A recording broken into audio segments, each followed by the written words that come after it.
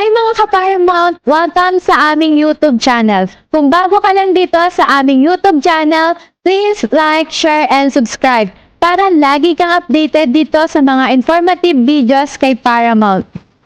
Atin namang pag-uusapan ang mga proseso na dapat gawin kapag may concern si member. Sino ang mga point of person na hahanapin?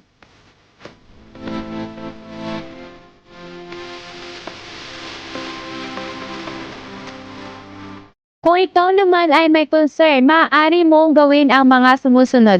Una, bisitahin at mag-message sa aming Facebook page na Paramount Human Resource Multi-Purpose Cooperative. Pangalawa, pwede ka rin mag-send ng email at isend sa cmw@paramountmpc.org. Pangatlo, pwede ka din tumawag o ipadala ang iyong mensahe sa mga sumusunod na contact person. Pwede ka rin mag-walk-in at bumisita dito sa aming opisina sa 5th floor Hollywood Square Building, West Avenue, Quezon City at hanapin lamang ang CMW team. Kung ikaw naman ay kukuha ng letter tulad ng absent letter, leave, day of duty,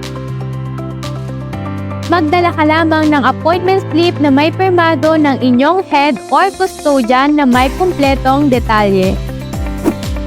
Kung ikaw naman ay magre-resign, kinakailangan mo munang magpa-clearance. Ito ang mga step na dapat mong gawin. Gumawa ng resignation letter. Dali ng mga sumusunod tulad ng photocopy ng inyong SSS, PhilHealth, TIN, Pag-ibig, at valid IDs, kasama ng inyong cash card. Huwag kalimutan ang turnover checklist para sa mga member na may turnover checklist.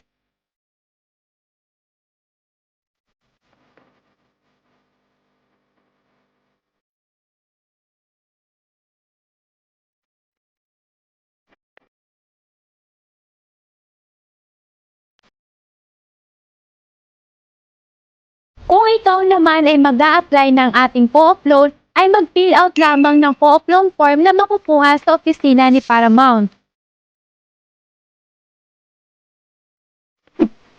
Siguraduhin din na kompleto ang iyong details at pirmado ito ng iyong guarantor. I-attach sa loan form ang photocopy ng iyong Paramount ID at ID ng iyong guarantor.